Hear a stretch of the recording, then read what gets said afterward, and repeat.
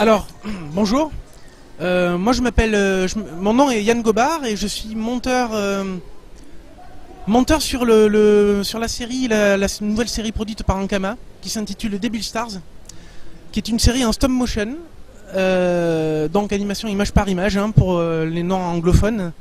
C'est un procédé lent et pénible par bien des aspects, mais où la magie opère tous les jours lorsqu'on regarde le travail qui a été fait. On tourne à environ, on va dire, 6 secondes exploitables par jour, ce qui fait du 120 frames à peu près. Chaque épisode faisant 6 ou 7 minutes, je vous laisse imaginer le truc. On a environ 9500 frames par épisode. Ça fait vraiment beaucoup de travail, il faut y croire, quoi. Donc l'intérêt de la série, c'est quoi? Ça s'appelle Devil Stars en référence à un court-métrage que Pierre avait réalisé, je l'avais aidé d'ailleurs, en 2004, qui s'appelle Devil Dead, qui est visible sur la toile, qui a fait un petit peu le tour des festivals. Et à la suite de cette aventure, et vu les retours qui ont été qu'on a eu avec à la suite de la projection du film, on s'est dit pourquoi ne pas réitérer l'expérience avec d'autres acteurs, d'autres héros, et donc d'autres histoires. Et c'est devenu Devil Stars. C'est un projet qu'on a présenté à Ankama et qui a immédiatement séduit Toth, qui a vu là l'idée de faire sortir Ankama de sa virtualité en termes de production, puisqu'ils sont surtout dans la 2D, sur le pixel, quoi. Là d'un seul coup, Todd voyait l'occasion de tenter une expérience qui s'apparente au cinéma live, tout en restant quand même délire, quoi, et très décomplexé.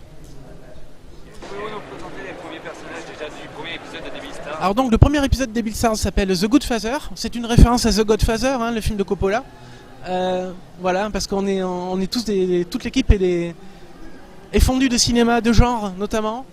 Alors je précise de genre parce que au risque de m'attirer les foudres des gardiens de chapelle du cinéma français, nous on aime le cinéma américain ou le cinéma asiatique. Voilà, c'est dit.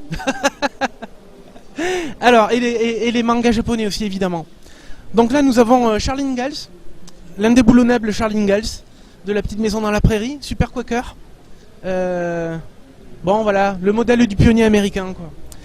À sa gauche nous avons Greystock, Christophe Lambert dans le rôle de Tarzan, dans un film de 1982 je crois, ou 83. Très bon film, et un des deux meilleurs rôles de Christophe Lambert de toute sa carrière, sachant que le deuxième c'est Highlander évidemment. Highlander 1, les 3 autres films n'existent pas.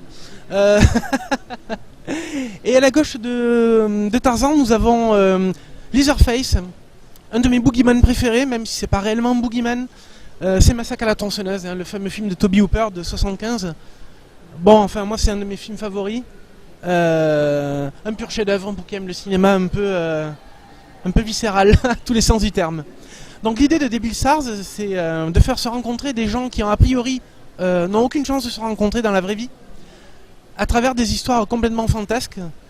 Bon, là il s'agit de Charles Ingalls qui coupe du bois pour construire la petite maison dans la prairie, pour abriter sa famille, sa chère famille si chère à son cœur.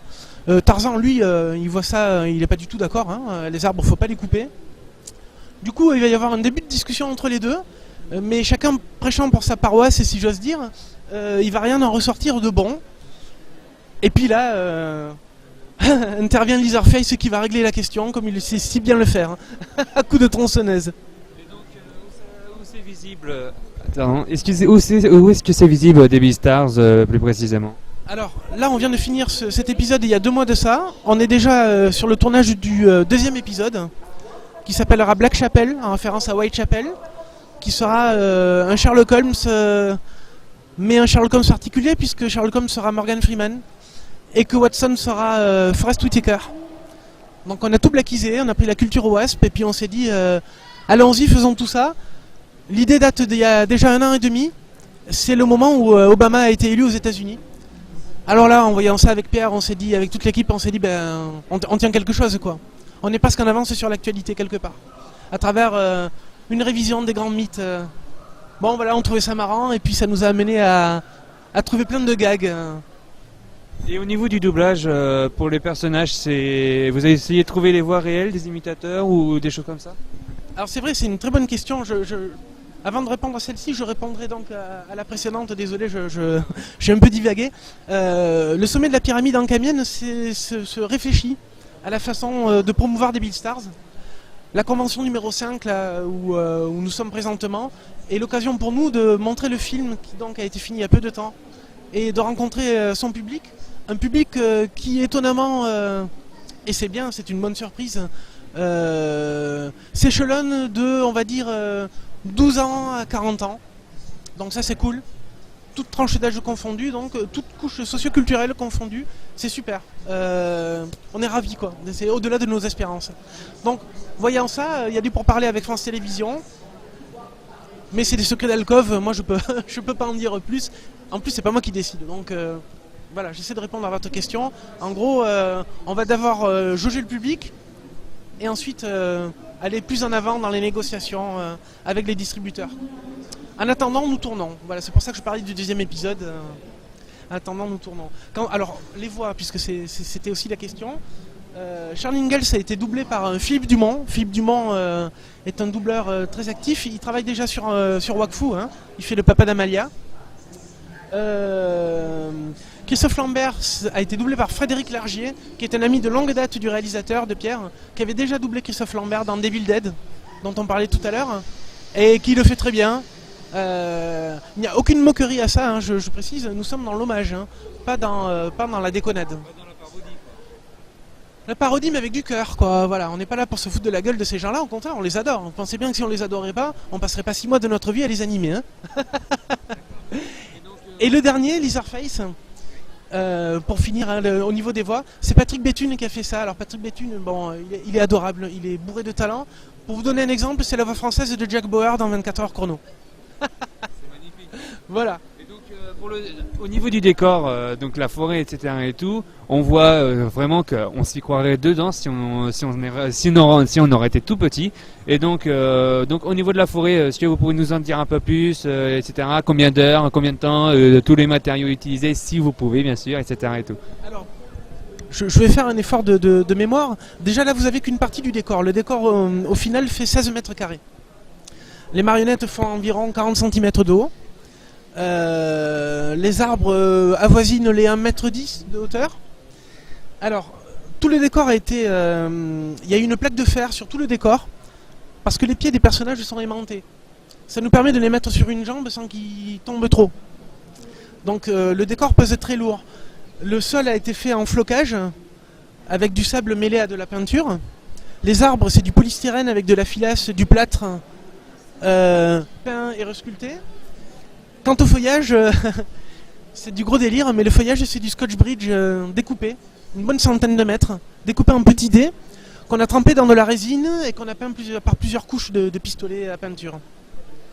Voilà. Quant au feuillage, bon, les cailloux c'est des vrais cailloux qu'on a repeints. Et le feuillage c'est soit des plantes artificielles qu'on a découpées, soit du flocage qu'on utilise pour les dioramas lorsqu'on fait des maquettes de trains, de petits trains. Voilà. On a vraiment essayé de mêler tout ça. Le feuillage tient donc parce qu'on a utilisé de la ouate imbibée de résine. Ça pue, je vous dis que ça quoi. Quoi dire de plus? Les tables, c'est des tables de bureau de base qu'on a sciées, qu'on a un peu customisées. Les personnages, eux, alors toutes les têtes sont en pâte à modeler pour qu'on puisse sculpter les expressions, et les corps sont en silicone. À l'intérieur de chaque marionnette, il y a un exosquelette articulé en fer. Après les accessoires, ben voilà, comme pour le décor, c'est Koyo qui s'en occupe. La tronçonneuse, ben, c'est vraiment un petit bijou de miniature. Il y a tous les boutons, franchement on pourrait presque la faire fonctionner je pense.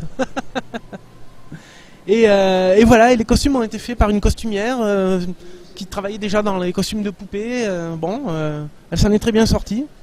Les personnages ont de la gueule quoi. Donc vous avez voulu à peu près utiliser les mêmes techniques, voilà, ces gros mythes, tous ces dessins animés là quoi. Voilà, bon, mais eux, qu'on s'entende bien, eux c'est des maîtres, hein. Voilà, ces gros mythes, on boxe pas du tout dans la même catégorie quoi.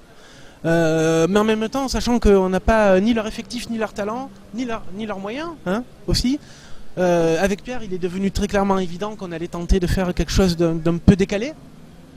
Manifestement, c'est le cas. Notre film va un peu dans le gore. Il y a de l'humour verbal aussi, des jeux de mots. L'histoire, elle a un message. Bon, on a essayé de faire du mieux qu'on pouvait, quoi. Voilà. Donc Debil Stars à suivre sur France Télévisions, peut-être, mais sauf que là, il fallait la voir à la Ankama Convention numéro 5. Merci beaucoup et bonne journée à la Ankama Convention et merci pour cette interview. Merci à vous, ravi d'avoir pu faire cette petite interview. Même en l'absence du réalisateur. Il va m'en vouloir, mais bon, il avait qu'à être là. Merci beaucoup, au revoir.